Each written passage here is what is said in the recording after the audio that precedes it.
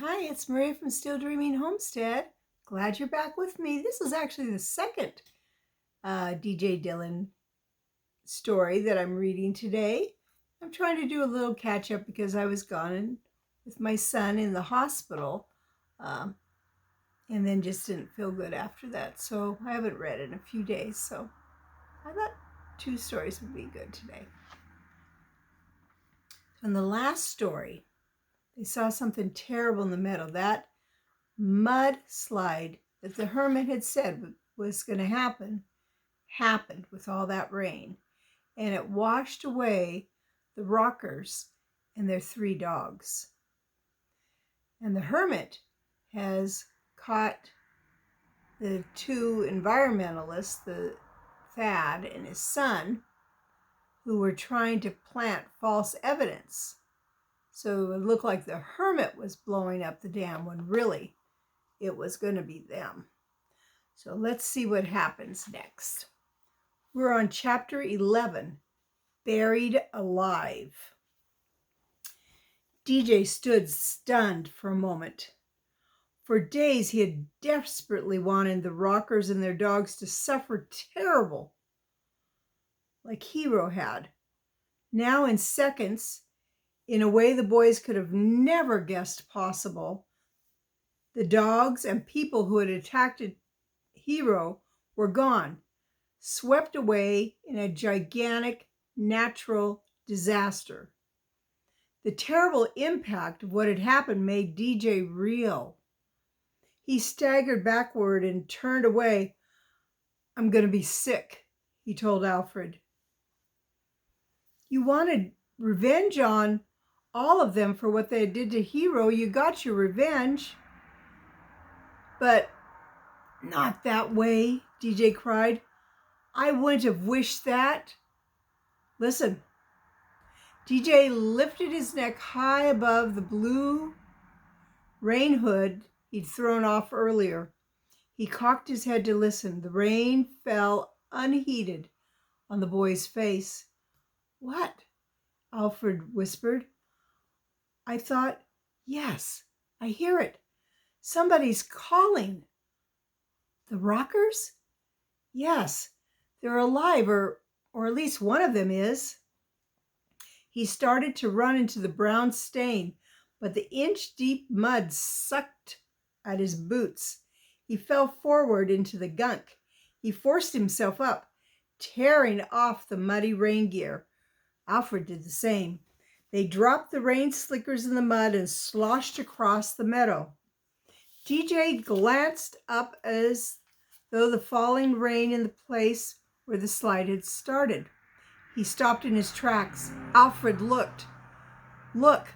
DJ's mouth was so dry from fear that his tongue felt like a dry bone clacking in a box. "See? The rest of the mountain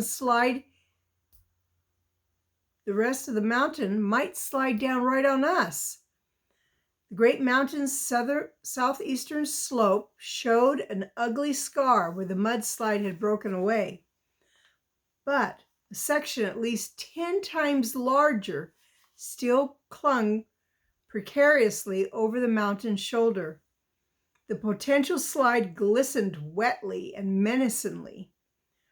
Rivulets of water poured down the shiny face. Rain fell harder. "You're right," Alfred agreed. "We'd better get out of here." He turned back towards the hermit's place. DJ hesitated, his mind spinning. A faint cry from beyond a downed ponderosa tree across the meadow. "Help!" The mountain boy's thoughts whirled faster. "Those rockers aren't worth risking my life for. They deserve what they got. Help!" To save his own life, DJ only had to turn and run, and the revenge he'd wanted would be complete. But suddenly, the boy turned to Alfred. "I can't just leave them, no matter what they did." DJ sloshed through the muddy meadow. "Then I'm going with you," Alfred cried. At the edge of what was left of the timber, the friends found two human figures totally covered in mud. One had been tossed like a bag of wet sawdust onto the branches of a small oak. The tree had been uprooted and lay on the muddy ground. The other person sagged weakly across a piece of lightning-blasted snag. So lightning had hit an old tree and blew up a piece of it. Only the muddy, matted beard made it possible to recognize that this was Boo Rocker. His arms flopped loosely with the weight of great globs of heavy, gooey mud. What was left of his coat clung wetly to his upper body. Muddy pants dropped around his knees. His wide eyes stared with a muddy face. A few feet away, his son coughed hoarsely in the black oak's branches. Except for a piece of his jacket still around his shoulder, Roland's outer clothes and one high-top shoe had been torn completely off. Only the scrap of his jacket, muddy underwear, one sock, and one shoe remained. "I can't breathe," Roland gasped between coughing spasms. "I can't breathe."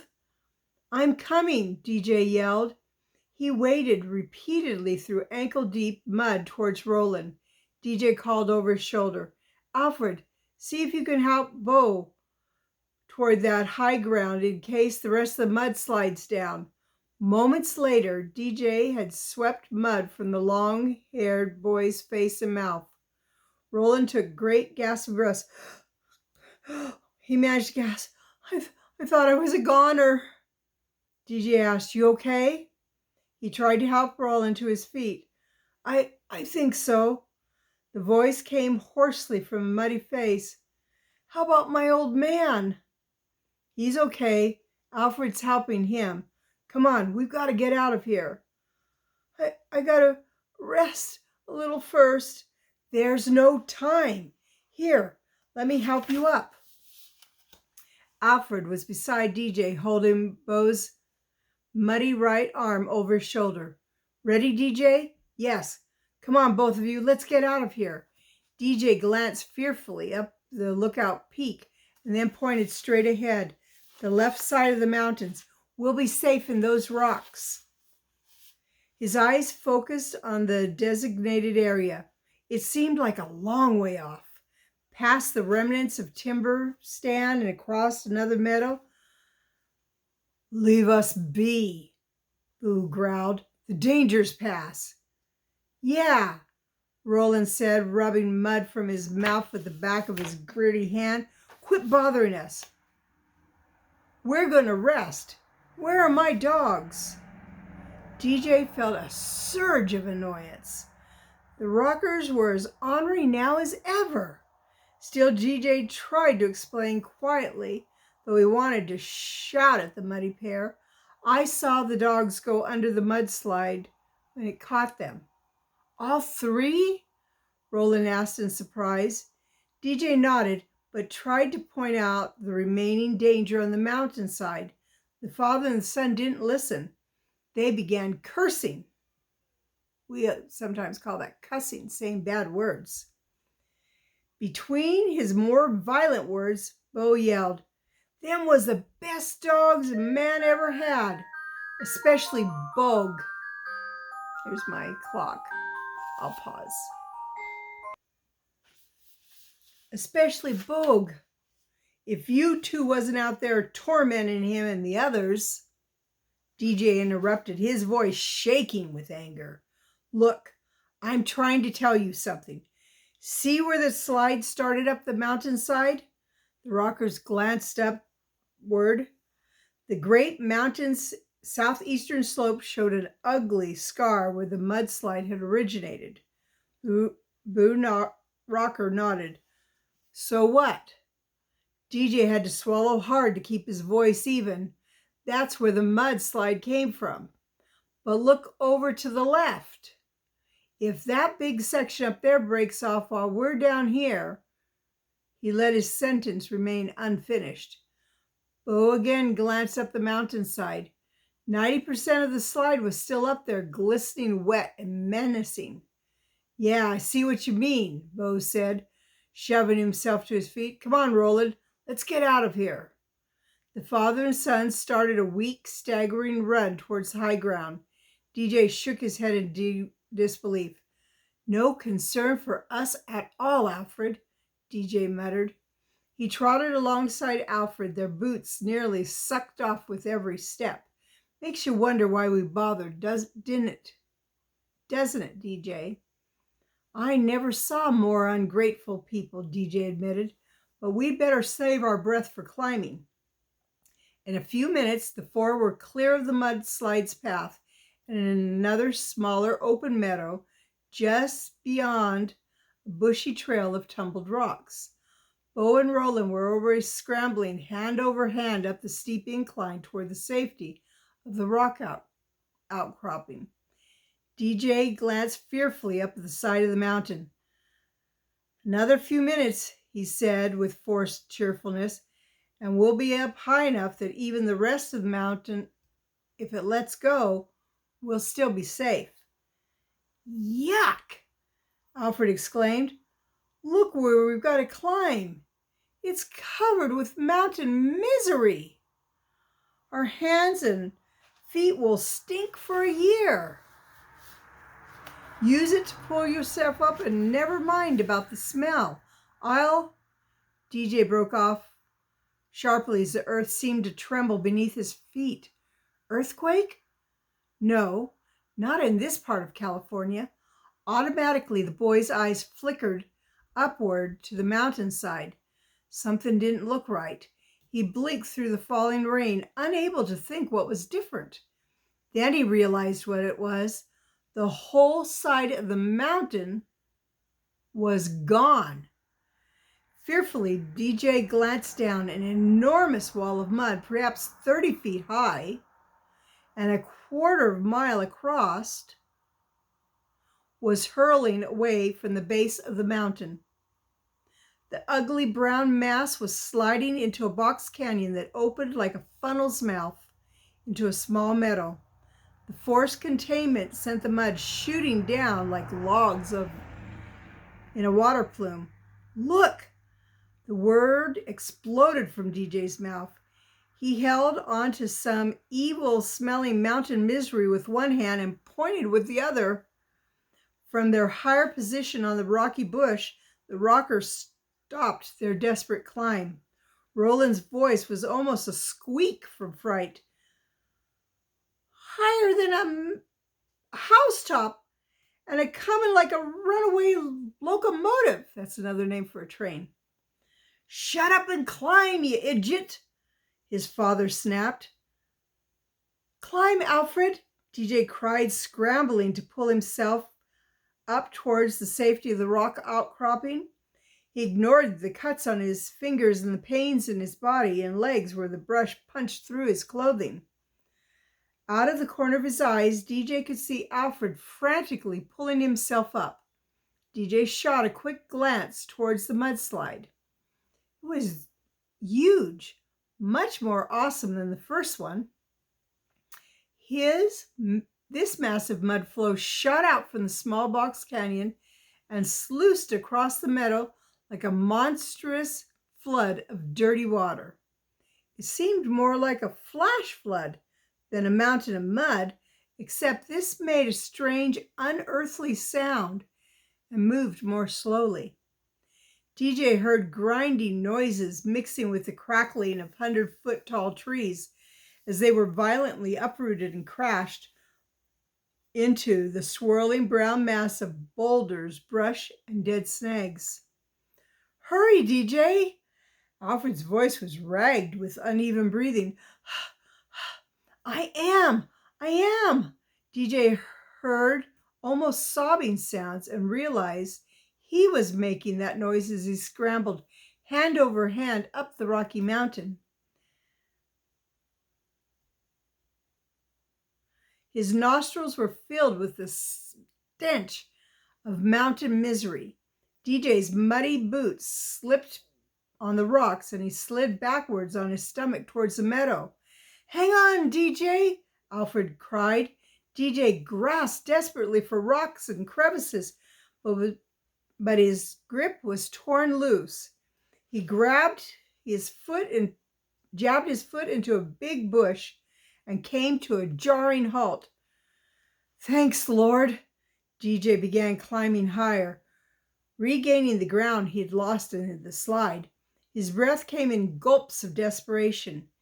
DJ's slip had put Alfred a dozen feet ahead of him and off to the right.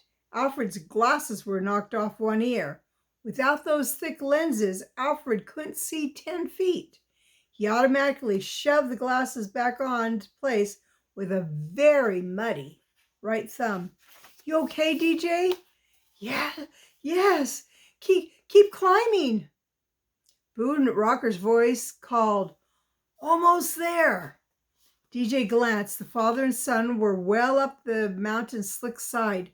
Alfred was just behind them. DJ was desperately trying to catch up.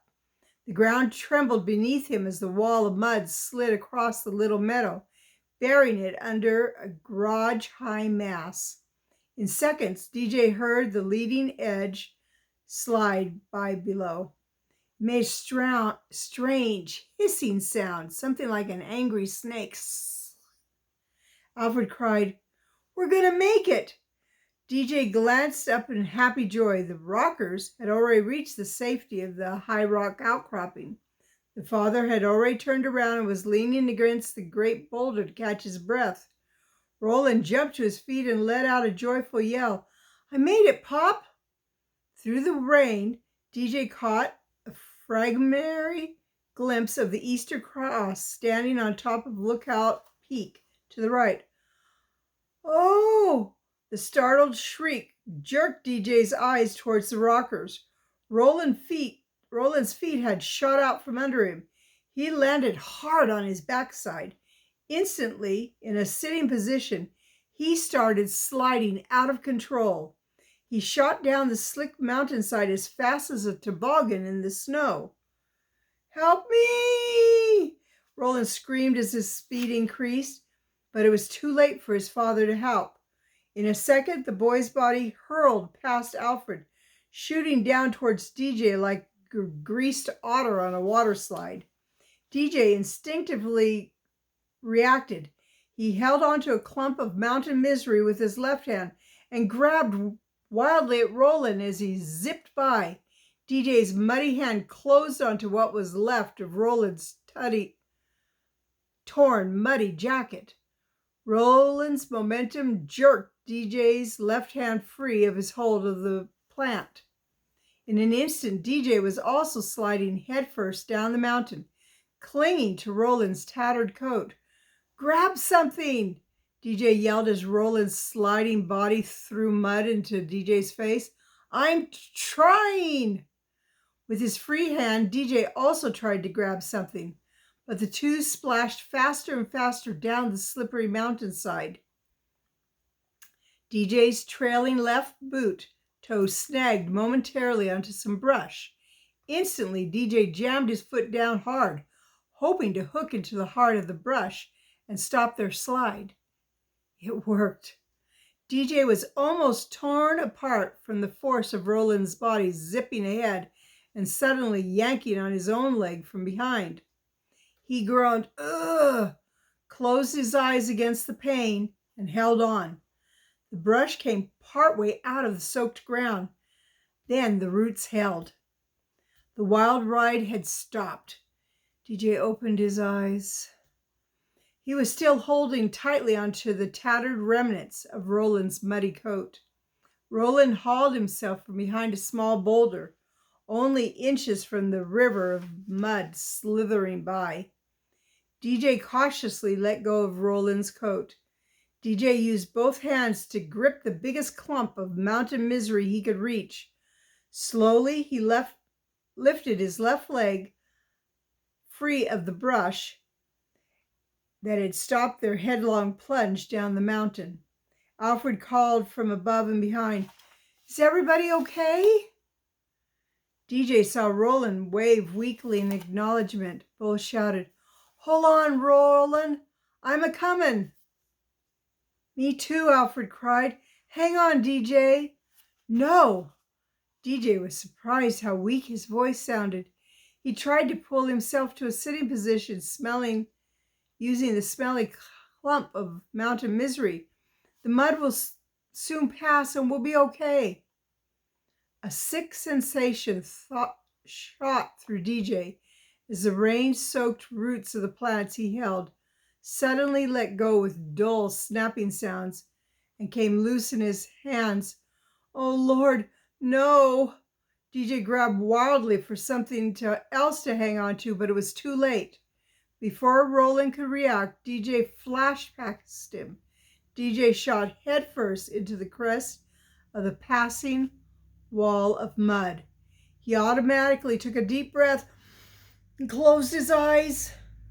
The cold, thick mass slid over his face. He was instantly sucked down into a crushing, suffocating blackness. DJ was buried alive in the mountain of mud. Wow. Well, at least he's still alive. I don't know if he can remain alive or not. We'll have to find out tomorrow. So, it's Maria from Still Dreaming Homestead. I love you. I really do. But even more importantly, far more importantly, God loves you, and He really does. I think it was very amazing how DJ and Alfred decided to try to save these two men who had been so mean to them, even though their life was in danger. They were not thankful. Well, I guess that shows their character. One thing we need to always be aware of is all the many things we have to be thankful for. I'm thankful that you're here watching this, maybe sharing it. I hope you're being blessed by these stories. They're full of adventure, but they're full of a lot of lessons that we can learn. I need to learn to be more unselfish. Think about others, even if they're not very nice to me, even if they're downright mean. Doesn't matter, because that's how God has treated us. He's loved us even when we're doing terrible things. Now, He hates the terrible things, but He loves us. And He hopes that one day we will be ready to go live with Him forever. I want that for all of us. All right. I want to pray blessings on you and yours, in your house and out of your house, in the day and the night. Whatever you do, keep dreaming.